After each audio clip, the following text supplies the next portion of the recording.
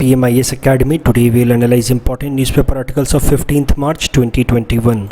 Please note you can download the PDF version of today's newspaper analysis by clicking the link given in the comment section. You can download the PDF version of February 2021 magazine from our website spmisacademy.com. You can also join our WhatsApp group through the link given in the description section for more study materials. This is the list of the topics that we will be covering from today's newspaper. The first article is taken from editorial segment. It is about International Day of Mathematics, and this topic is important from our syllabus paper 3 international organizations point of view. सबसे पहले समझते हैं इस international day of mathematics के बारे में। देखिए, हर साल इसको 14 मार्च को मनाया जाता है। अब 14 मार्च ही क्यों, वो भी समझते हैं। देखिए, 14 मार्च को इस तरह से लिखते हैं, 3/14 लिखते हैं, और जो 3.14 यानी कि 3.14 भी कह सकते हैं इसको, ये इस नंबर को पाई कहा जाता है। And pi is a very special number in mathematics. आप सबको भी पता ही होगा कि मैथमेटिक्स के अंदर पाई किस तरह से डिफाइन किया जाता है। देखिए, अगर किसी सर्कल के सरकमफेरेंस को डिवाइड कर दिया जाए उसके डायमीटर से, so we get the ratio as pi. Circumference divided by diameter is pi 3.14। ये काफ़ी इनफाइनाइट नंबर तक ये फिर आगे बढ़ता जाता है, but at least these 3 numbers are important that denotes pi 3.14। तो इस कारण से ये जो नंबर है 3.14 ये इम्पॉर्टेंट है मैथमेटिक्स के अंदर, और इसी कारण से 14 मार्च को, जिसको हम लोग इस तरह से लिखते हैं 3/14, इसको हम लोग इंटरनेशनल डे ऑफ मैथमेटिक्स की तरह मनाने लगे। देखिए, 1988 से लेकर के अभी तक 2020 तक इस दिन को 14 मार्च को इंटरनेशनल पाई डे नाम से सेलिब्रेट किया जाता था। फिर पिछले साल फैसला लिया गया, इंटरनेशनल मैथमेटिकल यूनियन ने फैसला लिया कि इस डे को हम लोग इंटरनेशनल मैथमेटिक्स डे की तरह सेलिब्रेट करेंगे, ताकि पूरे दुनिया भर में मैथमेटिक्स का अवेयरनेस और उसके एप्लीकेशन पार्ट को पॉपुलराइज किया जा सके। तो पिछले साल से ही इस दिन को 14 मार्च को इंटरनेशनल डे ऑफ मैथमेटिक्स की तरह सेलिब्रेट किया जा रहा है। और जो इस साल का थीम है, 2021 का थीम है इंटरनेशनल डे ऑफ मैथमेटिक्स का, वो है mathematics for a better world. तो कोविड-19 के बाद से जब दुनिया रिकवर कर रही है, तो उसमें कैसे मैथमेटिक्स का इस्तेमाल करके हम इस रिकवरी को और हासिल कर सकते हैं और एक बेहतर वर्ल्ड बना सकते हैं, वही है थीम इस साल का। अभी 14 मार्च को कुछ और भी इम्पॉर्टेंट इवेंट्स हुए हैं, लेकिन आपको कंफ्यूज नहीं होना है, क्योंकि 14 मार्च को इंटरनेशनल डे ऑफ मैथमेटिक्स से इसीलिए मनाया जाता है क्योंकि इसको 3/14 की तरह लिखा जाता है। बट इस दिन और भी कुछ इंपॉर्टेंट इवेंट्स हुए, जैसे यही 14 मार्च को ही Albert Einstein the great physicist, इनका जन्म हुआ है। या 14 मार्च को great cosmic scientist Stephen Hawking का डेथ हुआ है। तो ये सब कुछ इंपॉर्टेंट इवेंट्स हुए हैं इस दिन को, लेकिन फिर भी 14 मार्च को इंटरनेशनल मैथमेटिक्स डे इन सब कारणों से नहीं मनाया जाता। इसके कारण कुछ और ही हैं। देखिए, हमारे देश के अंदर नेशनल मैथमेटिक्स डे काफ़ी पहले से मनाया जाता रहा है, और ये जो नेशनल मैथमेटिक्स डे है ये 22 दिसंबर को मनाया जाता है। और 22 दिसंबर को इसलिए मनाया जाता है क्योंकि इंडिया के ग्रेट मैथमेटिशियन श्रीनिवास रामानुजन साहब का ये बर्थ डे है। तो बर्थ एनिवर्सरी है उनकी, इस कारण से हमारे देश में नेशनल मैथमेटिक्स डे मनाया जाता है, लेकिन इंटरनेशनल मैथमेटिक्स डे अलग तारीख को मनाई जाती है। हमारे देश की नेशनल मैथमेटिक्स डे 22 दिसंबर को, इंटरनेशनल मैथमेटिक्स डे 14 मार्च को। इस टॉपिक के बेसिस में हमने आपको एक प्रैक्टिस क्वेश्चन दे रखा है। You can attempt this question and you can submit the answer in the comment section. The next article is taken from international segment. It is about global democracy downgrade for India. This topic is important from our syllabus paper 3 international relations point of view, but it is very important for political science option students, specially for their democracy chapter. So देखिए, current news समझते हैं. तो 2 दुनिया की ऐसी अलग अलग agencies हैं जिन्होंने इंडिया के ऊपर एलिगेशंस लगाए हैं कि इंडिया के अंदर डेमोक्रेसी फ्री और फेयर तरीके से प्रैक्टिस नहीं होती है. पहली एजेंसी है यूएस की एक एनजीओ है फ्रीडम हाउस. उसने अपने रिपोर्ट में पब्लिश किया है कि India is now no longer a free democracy, it is just partially free democracy. मतलब इंडिया के अंदर कहीं ना कहीं अब डेमोक्रेसी सही तरीके से, अच्छे तरीके से इम्प्लीमेंट नहीं होता है, प्रैक्टिस नहीं किया जाता है. वैसे ही स्वीडन का एक ऑर्गेनाइजेशन है वी डेम इंस्टीट्यूट. इसने अपने रिपोर्ट में कहा है कि India is no longer an electoral democracy, it is an electoral autocracy. मतलब इंडिया के अंदर अब इलेक्शन करके हम डेमोक्रेटिक गवर्नमेंट नहीं चुनते, हम लोग इलेक्शन करके एक तरह की ऑटोक्रेटिक सरकार सरकार चुन रहे हैं। ऑटोक्रेटिक आप जानते हैं, वैसी सरकार that is not driven by will of the people, ऐसी सरकार जो एट्रोसियस होती है, जो लोगों के ओपिनियन को नहीं इनकॉर्पोरेट करती है वाइल मेकिंग एनी डिसीजंस, उसको हम लोग कहते हैं ऑटोक्रेटिक गवर्नमेंट। और इसी तरीके का एलिगेशन लगाया है इस वीडेम इंस्टीट्यूट ने। अब ये दोनों इंस्टीट्यूट कोई बहुत इंपॉर्टेंट नहीं है, इस कारण से मैंने इनको पहले कवर भी नहीं किया, क्योंकि मुझे नहीं लगता कि इनसे रिलेटेड सवाल आएगा। लेकिन दोनों ही इंस्टीट्यूट ने ये आर्ग्यू किया कि इंडिया के जो डेमोक्रेटिक फ्रीडम्स हैं वो डिक्लाइन हुए, और ख़ासकर 2014 के बाद से, जब से प्रधानमंत्री नरेंद्र मोदी पावर में आए हैं। हमारे यहाँ पे उनका ऐसा कहना है कि अल्ट्रा नेशनलिस्ट फोर्सेस ज़्यादा पावरफुल हो रहे हैं, हिंदुत्व फोर्सेस ज़्यादा पावरफुल हो रहे हैं, और माइनॉरिटी राइट्स नेग्लेक्ट की जा रही हैं हमारे देश के अंदर। तो नेशनलिज्म, अल्ट्रा नेशनलिज्म का एलिगेशन हमारे ऊपर लगाया गया है।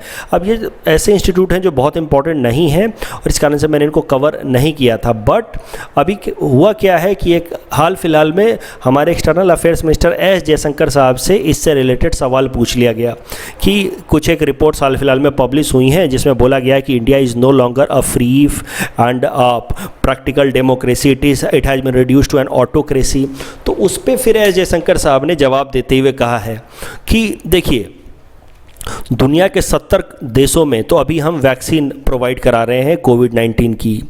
80 लाख से भी ज़्यादा वैक्सीन तो हम लोग फ्री ऑफ चार्ज भेज रहे हैं। इसके बावजूद भी अगर हमें कोई अल्ट्रा नेशनलिस्ट कहे, अल्ट्रा नेशनलिस्ट आई होप आप समझते हैं, वैसे देश, वैसी सरकार जो बस अपने नेशनल इंटरेस्ट के बारे में सोचे, और उसमें भी एक पर्टिकुलर कम्युनिटी के इंटरेस्ट के बारे में सोचे। जो हमारी मौजूदा सरकार है, इसके ऊपर एलिगेशंस लगाए जाते हैं कि ये बस हमारे देश के अंदर भी बस हिंदुत्व और हिंदू कम्युनिटी से रिलेटेड इंटरेस्ट को ये फुलफिल या प्रोटेक्ट करने में लगी रहती है। बाकी ये माइनॉरिटीज़ के इंटरेस्ट को या इंटरनेशनल जो ग्लोबल कंसर्न्स हैं, क्लाइमेट चेंज वगैरह, उन सब पे इसका कोई भी इंटरेस्ट नहीं है, कोई भी कंसर्न नहीं है। ऐसा एलिगेशन लगाया जाता है अल्ट्रा नेशनलिस्ट गवर्नमेंट्स के ऊपर, और इसी तरह का अल्ट्रा नेशनलिज्म का एलिगेशन हमारे देश की सरकार के ऊपर भी लगाया इन्होंने। अब उस पर एस जयशंकर साहब ने कहा कि भाई अगर 70 देशों को हम वैक्सीन प्रोवाइड कर रहे हैं, 80 लाख से ज़्यादा वैक्सीन हम फ्री प्रोवाइड करा चुके हैं, अब इसमें भी अगर कोई हमें अल्ट्रा नेशनलिस्ट बोले, मतलब सेल्फ ओरिएंटेड कंट्री बोले, जो बस अपने इंटरेस्ट को सिग्निफिकेंस देता है, तो it is nothing more than hypocrisy. ये हिपोक्रेसी है। जो कुछ लोग हैं दुनिया के, कुछ इंस्टीट्यूट हैं दुनिया के, जो हमेशा इंडिया को नीचा दिखाना चाहेंगे, they will look down upon India, और प्रूव करना चाहेंगे कि इंडिया के अंदर बस प्रोसीजरल डेमोक्रेसी है, प्रैक्टिकल सेंस में, सब्सटेंसिव सेंस में डेमोक्रेसी नहीं है। वैसे लोग ऐसी बातें करते रहेंगे, and India should not bother about these institutes and these countries much. S Jaishankar साहब ने साफ साफ कहा कि देखिए, these institutes are self-appointed custodians of the world who find it very difficult to stomach that somebody in India is not looking for their approval. तो S Jaishankar साहब ने इनका मजाक उड़ाते हुए कहा कि भाई ये सेल्फ अपॉइंटेड कस्टोडियंस है। तो पहले तो इन्होंने अपने आप को खुद बना दिया है कि पूरी दुनिया भर में डेमोक्रेसी प्रमोट करने का काम इनका है। They are self appointed custodians, और इनको ये बात भी हजम नहीं होती है, they are difficult to stomach that somebody in India is not looking for their approval. ये बात इनको हजम नहीं होती कि इंडिया की में एक ऐसी सरकार है जो अपने हिसाब से अपना काम कर रही है, लोगों के वेलफेयर के लिए, इंटरनेशनल कंसर्न्स के लिए, और जो इनके ओपिनियन से ड्रिवन नहीं होती है, जो इनके अप्रूवल के बेसिस पे अपना काम नहीं करते हैं। These people are not able to stomach it. तो ये बातें जब एस जयशंकर साहब ने इस मुद्दे पे कहा है, तो इस कारण से मैंने आज ये आर्टिकल कवर किया। बट आई डोंट थिंक कि ये दो आर्टिकल इतने इंपॉर्टेंट हैं, ये दोनों इंस्टीट्यूट इतने इंपॉर्टेंट हैं कि आपसे डायरेक्टली पीटी में पूछ लिया जाए कि बताओ वीडेम इंस्टीट्यूट ने हाल फिलहाल में क्या किया है, इंडिया की जो रैंकिंग है वो इलेक्टोरल डेमोक्रेसी से घटा के कौन से रैंकिंग में डाली। I don't think these institutes are that important. अगर यही यूनाइटेड नेशन का कोई मान लीजिए स्पेशलाइज एजेंसी होता, या WTO होता, वर्ल्ड इकोनॉमिक फोरम होता, तो फिर इसको हम अलग से कवर करते। बट फिर भी आप इस तरह से एस जयशंकर साहब का ये स्टेटमेंट अपने आंसर में लिख सकते हैं। उसके अलावा पॉलिटिकल साइंस ऑप्शनल स्टूडेंट्स के लिए बहुत इंपॉर्टेंट है, क्योंकि पॉलिटिकल साइंस ऑप्शनल में आपने जरूर पढ़ रखा होगा एक डिबेट, एशियन वैल्यू डिबेट, जिसमें ये आर्ग्यू किया जाता है कि जो ईस्टर्न सोसाइटीज़ हैं उनके वैल्यूज़ अलग हैं, उनके हिसाब से उन्होंने अपने डेमोक्रेटिक प्रोसेसेस डेवलप किए हैं। अगर वेस्टर्न कंट्रीज़ हमें इवैल्यूएट करें वेस्टर्न कंट्रीज़ के स्टैंडर्ड के हिसाब से, तो नेचुरली उनको लगेगा कि ईस्टर्न कंट्रीज़ में प्रॉपर डेमोक्रेटिक वैल्यूज़ नहीं हैं। But this is not truth. हम हमारे कंडीशंस के हिसाब से, हमारी जो सोशल और कल्चरल वैल्यूज हैं उनके हिसाब से हम अपने डेमोक्रेटिक प्रिंसिपल्स को इम्प्लीमेंट करते हैं। And according to the western countries, according to their standard, we are not true democracy, but that is not our concern. That is their ethnocentrism, that is their self obsession कि वो जो करते हैं, वो जो उनका स्टैंडर्ड है western countries का, वही है true democracy. But that is not our problem and that is not a deviation from a true democratic format. हमारा अपना खुद का फॉर्मेट है डेमोक्रेसी का और हम उसके हिसाब से उसको फॉलो करते हैं. This is all Asian value debate, जो पॉलिटिकल साइंस ऑप्शनल के अंदर एक इंपॉर्टेंट टॉपिक है, और उसमें आप एस जयशंकर साहब के इस कोट को लिख सकते हैं कि there are some self appointed custodians in the western countries who feel that their standards of democracy are the only way through which a democratic country could be evaluated. तो इस तरीके से आप इसका इस्तेमाल कर सकते हैं. The next article is taken from national segment. It is about state election commission. This topic is important from our syllabus paper 3 Indian polity point of view.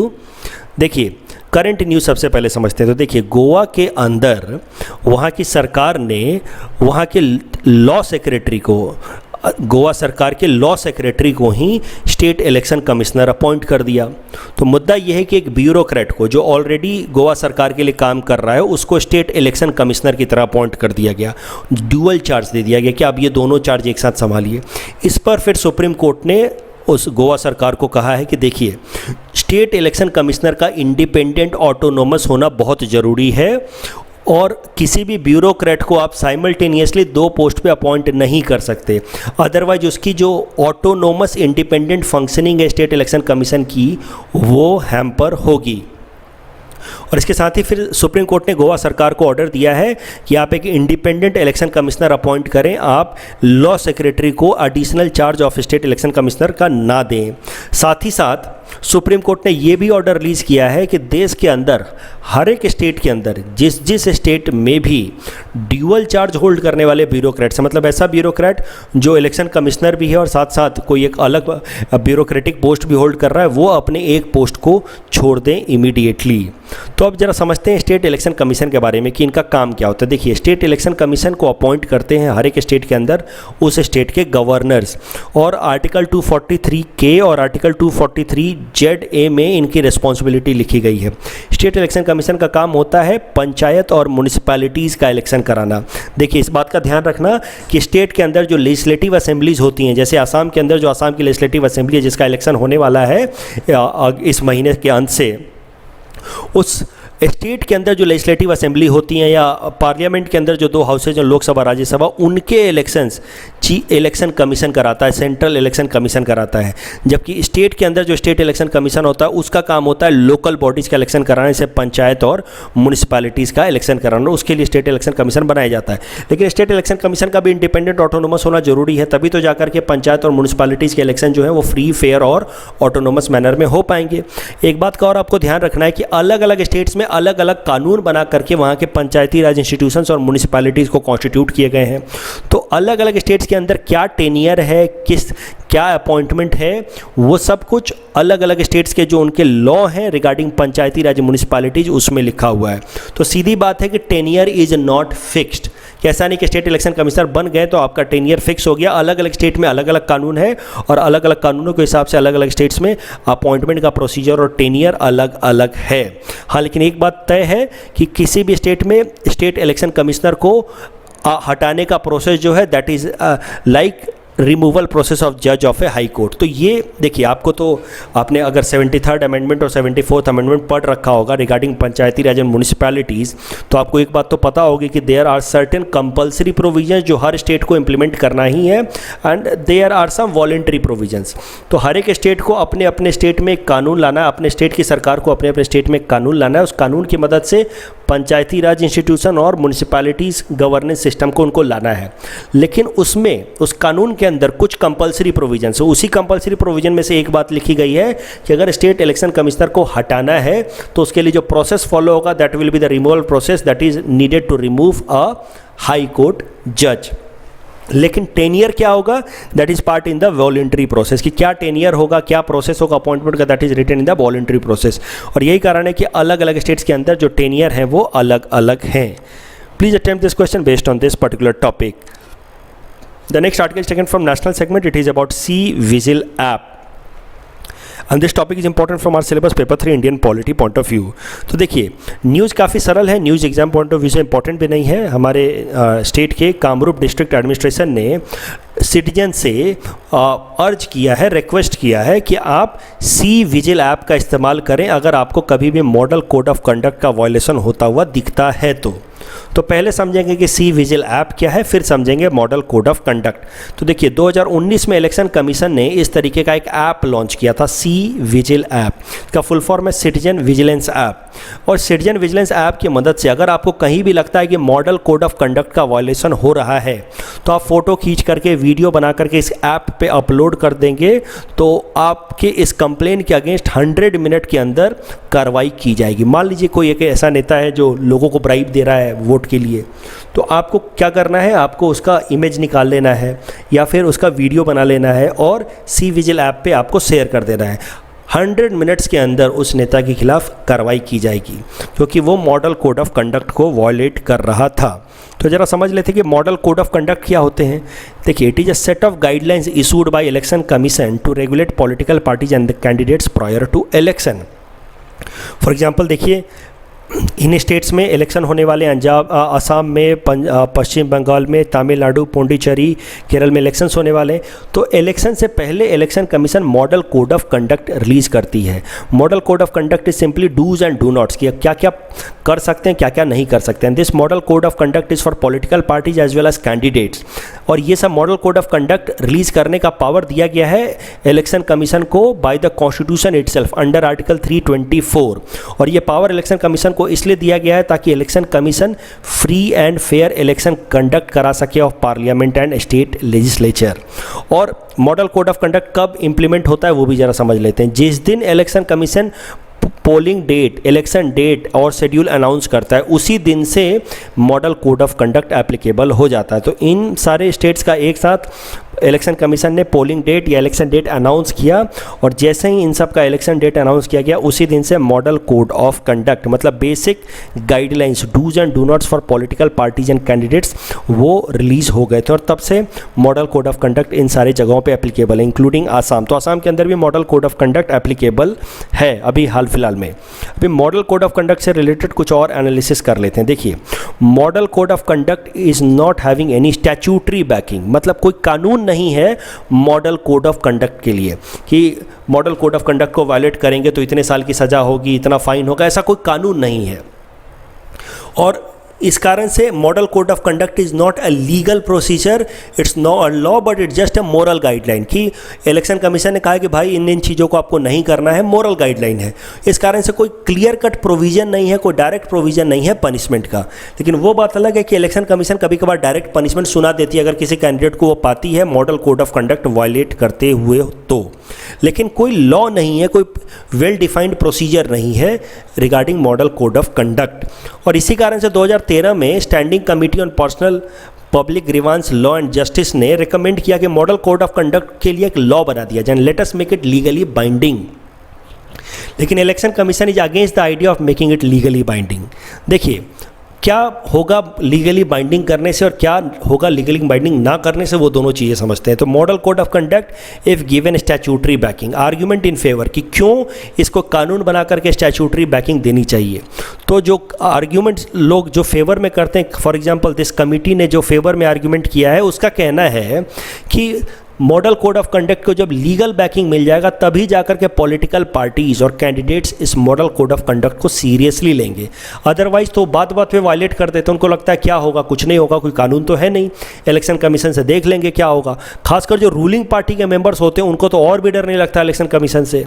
तो इस कारण से ऐसा आर्ग्यूमेंट किया जाता है कि मॉडल कोड ऑफ कंडक्ट को लीगल बैकिंग दे दी जाए। लेकिन इलेक्शन कमीशन क्यों नहीं चाहता कि मॉडल कोड ऑफ कंडक्ट को लीगल बैकिंग दी जाए, वो भी समझते हैं। इलेक्शन कमीशन का ऐसा कहना है कि देखिए अगर कानून बना दिया गया मॉडल कोड ऑफ कंडक्ट के वायलेशन के लिए, तो फिर जब भी model code of conduct violate होगा तो इलेक्शन कमीशन को उस इंसान को जो model code of conduct violate कर रहा था या उस पार्टी को कोर्ट में रखना होगा। फिर कोर्ट में केस चलेगा, केस होने के बाद फैसला आएगा। लेकिन इलेक्शन का जो प्रोसेस होता है तो हार्डली 1, 1.5, 2, 3 महीने का होता है, और लेकिन कोर्ट का केस लंबा चलता रहेगा तो इसमें एक तरह की प्रॉब्लम आएगी। फॉर एग्जांपल मान लीजिए अभी असम के अंदर इलेक्शन होने वाला है और कोई एक leader model code of conduct violate करता हुआ पाया गया। अब उसको इलेक्शन कमीशन ले जा करके कोर्ट ले जाएगा। अगर इसको लीगल बैकिंग मिल गई तो मॉडल कोड ऑफ कंडक्ट को, अब कोर्ट में केस चलता रहेगा 3, 4, 5, 6 महीने तक, तब तक इलेक्शन का क्या होगा। तो ये एक इनकंसिस्टेंसी है कि अगर मॉडल कोड ऑफ कंडक्ट को लीगल बैकिंग दे दी गई, तो यही कारण है कि इलेक्शन कमीशन का कहना है कि इसको मोरल बैकिंग रहने दीजिए। जब भी ज़रूरत पड़ेगी, अगर इलेक्शन कमीशन को लगता है कि किसी को पनिशमेंट देने की ज़रूरत है, इलेक्शन कमीशन वहीं फैसला सुना देगा, फैसला ऑन द स्पॉट कर देगा कि भाई तुम्हें डिबार किया जाता है इस इलेक्शन में पार्टिसिपेट करने से। क्योंकि अगर कोर्ट कचहरी का चक्कर लग गया तो फिर बहुत ज़्यादा तकलीफें बढ़ जाएंगी। इलेक्शन का जो प्रोसेस है वो टाइम बाउंड फैशन में नहीं हो पाएगा। That is why election commission is against the idea of giving statutory backing to model code of conduct. The next article is taken from Science and Technology segment. It is about Martian blueberries and this topic is important from our syllabus paper for Science and Tech point of view. तो देखिए current news क्या पहले देखिए, और इस news को समझने से पहले थोड़ा बैकग्राउंड पहले समझ लेते हैं। 2004 में नासा की मार्स एक्सप्लोरेशन प्रोब थी जिसका नाम था अपॉर्चुनिटी, मतलब अपॉर्चुनिटी को भेजा गया था मार्स के अराउंड रिवॉल्व करने के लिए, और उसने फिर मार्स के सरफेस से कुछ इमेजेज निकाले थे, और उस इमेजेज में कुछ इस तरीके के स्फेरिकल चीज़ों का इमेज निकाला था नासा के इस स्पेस प्रोब ने जिसका नाम था अपॉर्चुनिटी।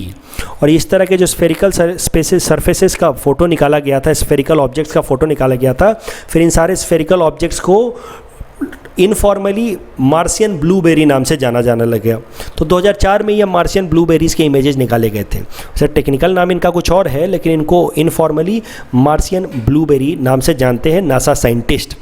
अब इनकी जब स्पेक्ट्रोमीटर से इनकी एनालिसिस की गई, कि पता किया गया कि देखा जाए इसमें क्या कंपोनेंट है, तो पता चला कि this Martian blueberry is made up of iron oxide, that is hematite. तो यह आयरन ऑक्साइड से बना हुआ है। और इससे फिर एक बात तो क्लियर हो गई कि मार्स सरफेस पे कभी ना कभी पानी रहा होगा। Water must have been present on Mars surface at any point of time, क्योंकि अगर आयरन ऑक्साइड है तो यानी कि ये ऑक्साइड हुआ है, ऑक्सीडाइज हुआ आयरन, और ऑक्सीडेशन के लिए नॉर्मली वाटर की ज़रूरत होती है। आप देखते हैं जो जंग लग जाता है आयरन के सरफेस पे, जो अगर कोई लोहे की सरफेस होगी तो उस पर जो जंग लग जाता है रेड कलर का, वही होता है हेमेटाइट। और वो जंग कब लगता है, जब पानी हो। तो जब यहाँ पे भी हेमेटाइट पाया गया है मार्स के सरफेस पे, तो कहीं ना कहीं मार्स के सरफेस पे पानी भी रहा होगा, ये अंदाजा लगाया गया है।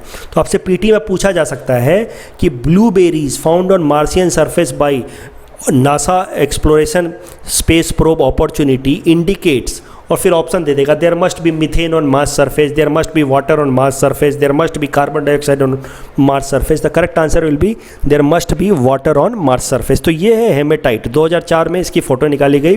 नॉर्मली या इनफॉर्मली इसको हम लोग मार्शियन ब्लूबेरी नाम से जानते हैं। अभी करंट न्यूज़ क्या है? करंट न्यूज़ ये है कि हमारे धरती पे भी बिल्कुल इस तरह के मार्शियन ब्लूबेरी जैसे मिलते जुलते कंपोनेंट, बिल्कुल उसी फीचर के, उसी एज के कंपोनेंट हमारे देश के अंदर, हमारे धरती पे मिले, हमारे देश के अंदर गुजरात में मिले हैं। अब ये एक एजेंसी है planetary science division of physical research laboratory. ये कई सालों से रिसर्च कर रही थी और गुजरात के अंदर जो 145 to 200 मिलियन ईयर ओल्ड जो रॉक्स हैं उनकी स्टडी कर रही थी। और उनकी स्टडी करने में उनको पता चला कि कच्छ एरिया के जो रॉक्स हैं उनका वो भी हेमेटाइट्स ही हैं, मतलब आयरन ऑक्साइड्स ही, और उनके फीचर्स और उनके एज बिल्कुल मार्शियन ब्लूबेरी से मिलते जुलते हैं। So our scientist have found a parallel on our earth surface with respect to Martian blueberry, मतलब मार्शियन ब्लूबेरी से मिलता जुलता कंपोनेंट हमारे अर्थ सरफेस पे उन्होंने पाया है। अब इसी कारण से फ्यूचर में और स्टडी की जाएगी और पता लगाया जाएगा कि आखिर कारण क्या है कि सेम एज के सेम कंपोनेंट एक अर्थ पे और एक मार्स पे, इसके पीछे क्या लॉजिक हो सकता है, ये फ्यूचर में और स्टडी करके रिवील किया जाएगा। The next article is taken from north east segment. It is about जो ट्राइब, और इससे रिलेटेड जो आइडियाज़ हैं ये आपसे प्रीलिम्स एग्जाम में पूछा जा सकता है। सो बैकग्राउंड पहले समझ लेते। देखिए म्यांमार के अंदर मिलिट्री कू हुआ था लास्ट मंथ, ये तो आपको पता ही होगा, मैंने अपने न्यूज़पेपर एनालिसिस में कवर किया था। उस मिलिट्री कू के बाद बहुत सारे लोग प्रोटेस्ट कर रहे थे, सिविलियन पॉपुलेशन, सिटीजन्स प्रोटेस्ट कर रहे थे against military rule in Myanmar. फिर म्यांमार की जो मिलिट्री जनता है, यानी कि जो मिलिट्री सरकार है, उसने लोगों के अगेंस्ट बहुत सारी एट्रोसिटी की, सीवियर क्रैकडाउन किया, कई बार गोलियां चलवा दी सीधे सीधे लोगों के ऊपर, और इससे 50 से भी ज़्यादा लोग मारे गए। मतलब ग्रॉस ह्यूमन राइट्स वायलेशन हो रहा है म्यांमार के अंदर बाय मिलिट्री जनता रूल। अब इसी कारण से करंट न्यूज़ में देखिए हुआ क्या है कि मिजोरम में रहने वाला एक ट्राइबल ग्रुप है जो ट्राइब। इस जो ट्राइब ने हमारे देश के प्रेसिडेंट और प्रधानमंत्री को एक लेटर लिख के रिक्वेस्ट किया है कि म्यांमार से सारे संबंध तोड़ लिए जाए। India should put sanctions on Myanmar and should withdraw it's relations from Myanmar, क्योंकि ये जो ट्राइब के लोग हैं, ये देखो थोड़ा तो नॉर्थ ईस्टर्न स्टेट्स में भी रहते हैं, जैसे मिजोरम में, मणिपुर में, नागालैंड में। उसके अलावा कुछ एक जो ट्राइब के लोग जो हैं वो बांग्लादेश में भी रहते हैं, और कुछ जो ट्राइब के लोग जो हैं वो म्यांमार में भी रहते हैं। मतलब ये जो ट्राइब के लोग हैं, इनके कुछ रिलेटिव्स या इनके जो फ्रेंड्स वगैरह हैं, ये दूसरे साइड में भी रहते हैं म्यांमार में। और जब म्यांमार की सरकार इतनी एट्रोसिटी प्रैक्टिस कर रही है on the citizen of Myanmar itself, इस कारण से ये जो ट्राइब के लोगों ने हमारे देश के प्रधानमंत्री और राष्ट्रपति को लेटर लिखा है कि भारत को अब म्यांमार के साथ कोई संबंध नहीं रखना चाहिए। अब मुद्दा यह है कि देखिए जो ट्राइब न्यूज़ में आ गया है फॉर दिस रीजन, तो हो सकता है आपसे सीधा सीधा पीटी में पूछ लिया जाए कि जो tribe essentially belongs to which of the following state. They might give you option Assam, Sikkim, Arunachal Pradesh, Mizoram. Answer would be Mizoram. In our segment, most probable PT topics for upcoming APSC, today we'll cover topic number 479 to 481. Topic number 479 is about Ban Theatre. It was established in 1906 in Tejpur. It was named after King Ban, the legendary ruler of Tejpur. It is the first modern Assamese theatre hall of Assam. And Assam के जो legend कलाकार हैं जैसे Jyoti Prasad Agarwala, Vishnu Prasad Rabha and Fani Sharma, all of them have performed at Ban Theatre. Please attempt this question based on topic number 479. Topic number 480 is about Anand Chandra Barua. Anand Chandra Barua was a writer, poet, playwright, translator, journalist and actor from Assam, and he is popularly known as Bokul Bonor Kabi. Please attempt this question based on topic number 480. Topic number 481 is about Prahlad Charit. So Assamese book named Prahlad Charit has been written by Hem Saraswati. Hem Saraswati was amongst the earliest known Assamese writer. He gave a strong initial base to Assamese literature in 14th century. Please attempt this question based on topic number 481. This is the answer of question number 476 to 478 that we had given in yesterday's newspaper analysis. Today's question can be attempted by students, and you can submit the answer in the comment section. We will be sharing answer of these questions in tomorrow's newspaper analysis. कल जो हमने practice question दिया था उसका answer देख लेते हैं. Assignment 1 reads law making power on residuary matters lies with the union legislature of India. Absolutely correct. And this feature of the Indian constitution makes it unitary बायस. तो ये दोनों स्टेटमेंट सही हैं, लेकिन the second statement is not the explanation of statement 1. Statement 1 का explanation ये second statement नहीं है. दोनों स्टेटमेंट सही है कि इंडियन कॉन्स्टिट्यूशन जो यूनिटरी बायस है और law making power on residuary matters lies with the union legislature, लेकिन correct explanation nahi hai. So the correct answer will be option B.